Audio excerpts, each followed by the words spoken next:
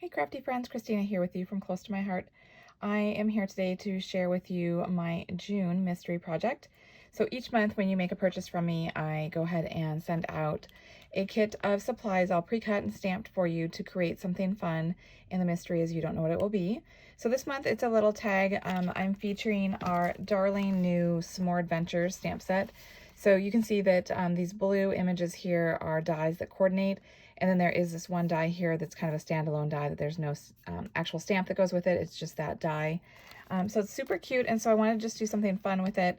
And so we're going to do a couple of techniques with this, and the idea is that you can use it as a tag. You can go ahead and just like write a to from on the back and put that with a gift, or you could add it to a card. I've done that here. I've added that onto the card here, and as you can see, I use that standalone die, and I just added a little bit of our white gel pen and our clear shimmer brush. Hopefully that's kind of showing through to kind of make it look like it's snow-capped there on the mountains. And the fun thing about this die is that this little mountain right here actually is cut, so you can put, like I put a little thin 3D foam behind it, so you can get that dimension with it, which is kind of a fun feature to that. So let's go ahead and get started. So today I did also include a little sneak peek. So this is one of our new wood thin, it's a thin die cut, and it's a wooden appearance to it, but it's very, very thin. It's a paperboard material, and I love it because it is so thin, but it adds that kind of texture and that dimension without adding that bulk, and so I included that in the kit.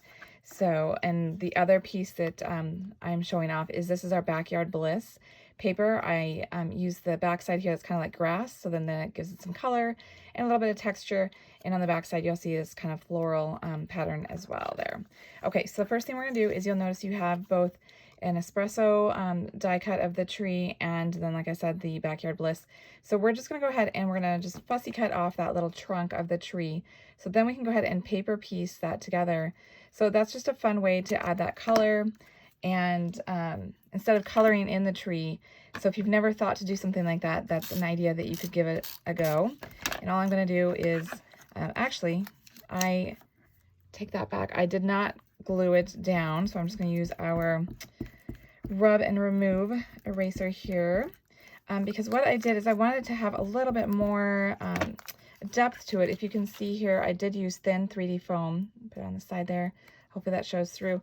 So it's up a little bit just to give it a little bit more real look to it. So I'm gonna go ahead and put these on the back there. I'll probably add like maybe 4, just so that they are scattered good. And then I'm gonna go ahead and take off the backings, and then I'll layer this. So while I didn't intend on showing you guys the rub and remove eraser, now you can see it. I actually use that tool a lot more when I'm seasoning a new stamp. So when you have a new stamp set and you haven't used it before, it's kind of nice to go ahead and rub that along that stamp image, and that way you're gonna get a nicer, crisper image the first time you stamp with it. And so I always have it here on my desk, and I rarely use it to actually take off adhesive, which is actually what the function of it is. So anyway, now you can see that there's just a little bit of a gap there because I've used that thin 3D foam. I just think it adds a little bit more real appearance to it. And then what I did is I stamped the cute little bear on our toffee cardstock, but then instead of having to do a lot of color, I just took our one marker, our one earth brown tri-blend marker, and I colored in a portion of it, so that way it is a two-toned bear. And then we have this little piece here that I've stamped with the outdoors.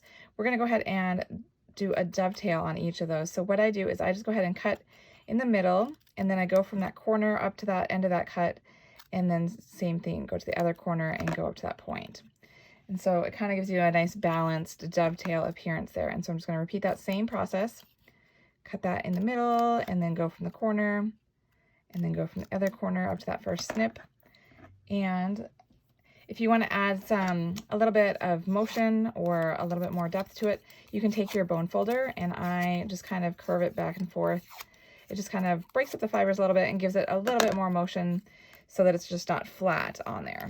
Okay, so then the next thing we're going to do is you can see that I actually did go ahead and wrap this white twine through my button. If you don't want to do that though, you can. It looks very similar. If you look at the two, you can't really tell the difference. This one, I just went ahead and I just tied a bow. I tied a bow here with my twine, And so it's just kind of a fake bow. I mean, it's a real bow, but it's not like tied through the button as you would expect it would be. So I just tied a bow like this and then fixed the little ends in the tail. And then I went ahead and I used some of our liquid glass and I just glued that right onto the button so that way it looked like I had done it through there. The other thing you can do if you want to actually thread it through is I like to take some of our liquid glass and I put it on the ends of the twine. And what that does is it kind of creates like a needle effect so that way you can easily go through the hole. See if I can get it to go here like that. And since I did it on both ends, then I can go ahead and I can thread this through.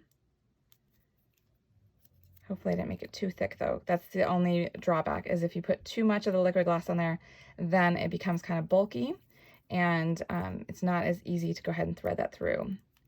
So I'm just going to use the one side that I know worked out okay. So I'm going to go through the third one and then come back up the fourth one. And then you can go ahead and tie it into a bow and then trim the ends. And then I would do the same thing that I did with the other one, where I just go ahead and glue it onto the tag. So now we'll create that bow. So you have a couple of options as to how you want to do that. Both of them look great. It's just a matter of preference and maybe patience too, because it takes a little bit more patience to do it this way. So I'm just going to adjust so I can get more balanced bow here, just like that. Okay, so now I've got my bow on there. Okay, so now we're going to go ahead and start building it.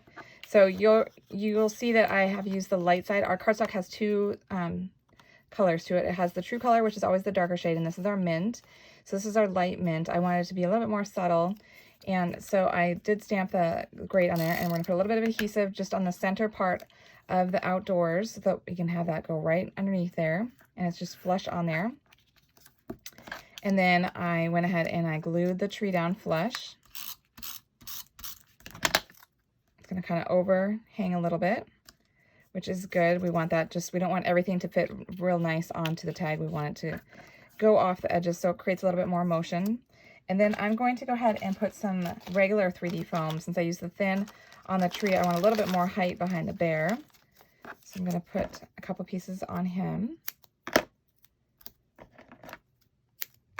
So that way he's a little bit higher than the tree, a little bit closer to us. And again, he can kind of overlap going off the tag a little bit. And then the last thing, like I said, is I'm just going to go ahead and I'm going to put some liquid glass down. And I'm going to have this button kind of go over the top there. And then I'll set it aside to dry. And so that's all it is. Just super fast, super cute. I think it's so adorable, this set. And like I said, you could make it into a card, you could add it to a layout, or just use it as a tag as it is.